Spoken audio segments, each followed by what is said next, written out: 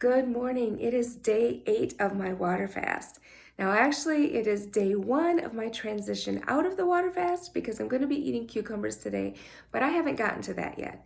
At this point, I have been fasting on water alone for 7.5 days. I did have 2 herbal teas in this process, and after the afternoon of day 2, I started adding Celtic sea salt, trace mineral drops, and a few drops of lemon juice into my water to turn it into electrolyte water.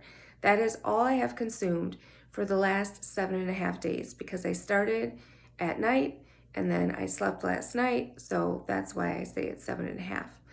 So I want to go back and talk about how day 1 went for me. Wish I had done it as it was happening, but I can remember fairly well how that went. Day 1 is a real challenge because you are in that total normal habit of eating all of the time. So day 1, I kept thinking about food and craving food.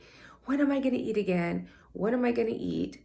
And as I'm doing this, I'm at home with my kids, serving them meals, and all those cues at the right hours were coming to me that it's going to be time to eat soon. And I had to keep reminding myself, no, it's not. And even the little things, I'm not a huge snacker, but I do have kind of a little chocolate habit. So that desire to oh, I need that little pick me up. I'm going to reach in the cupboard and grab my little square of dark chocolate. Couldn't do those things, but my mind kept prompting me to. So that was a little bit difficult to overcome, but I had the will and I knew I fasted for a day before, so I knew to expect that. And that constant nagging of habitually wanting to eat, that does go away by day 2. It's replaced with a hard day in other ways, but that just constant drive to just do what you always do does get easier. So by the end of day 1, I had a total crying meltdown in my kitchen. Now, would that have happened if I wasn't fasting? Possibly. I wouldn't know because that didn't happen that way, but basically what happened on day 1 of my fast is I had a very stressful situation to deal with later in the day. And I knew the situation was going to be happening. My husband advised that I did not start my fast that day because he didn't want to see me fasting and dealing with the situation at the same time.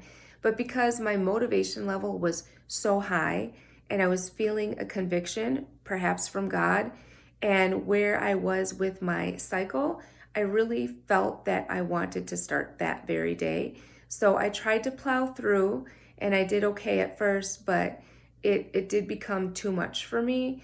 And I just totally bawled my eyes out in the kitchen.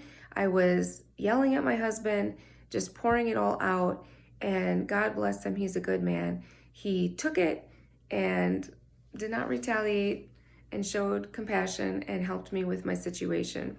So that was a real blessing. So now how I started the fast was I just took the plunge and went right into it. Turns out that's not the recommended way to do it. My initial goal was a 3-week fast, water fast. And if you're going to do something like that, you are supposed to prepare your body for it. Sorry, I have this scratchy morning voice and it looks like my eyes won't open all the way. But anyway, that'll improve later on. So what you want to do ideally is you want to try to cut out your addictions maybe a week before and work on getting rid of alcohol, nicotine, caffeine, and medications. Fortunately for me, I don't have an issue with any of those things. I do take an occasional prescription med for sleep, but that's only as needed. And I, praise the Lord, was able to break my coffee addiction a couple of years ago at least. And I have a coffee less than once a week because I absolutely love it. It's like a special treat. And I usually order a half calf. And I do like chocolate quite a bit. And I have 1 to 3 squares of dark chocolate probably almost every day of the week, honestly. So I may have a slight caffeine addiction there with that, but I don't drink caffeinated soda or beverages or energy drinks or anything else like that. Then it would be your sugars, your processed foods, and your meats. Well, I'm a vegetarian most of the time. I will eat turkey on Thanksgiving, and if you want to take me out to a nice restaurant and buy me a good piece of salmon, I will eat it. And occasionally I'll take a few bites of meat that my husband puts on the grill in the summertime. But 360 days of the year, I don't eat any meat. And I am kind of a vegan, although I use that word loosely. I don't have the vegan lifestyle, as in I do wear leather belts and shoes. And I do actually eat good eggs sometimes, but I can't have dairy because I am allergic to it. I know processed foods are bad, and I've tried to get them out of my diet bit by bit, but they still are somewhat present. I can't say I've totally conquered that. And sugar does remain in my diet, although I am conscious of it. I try to watch what I'm having, and I do not eat high fructose corn syrup. So I don't think I had quite as much to wean myself off of before I started.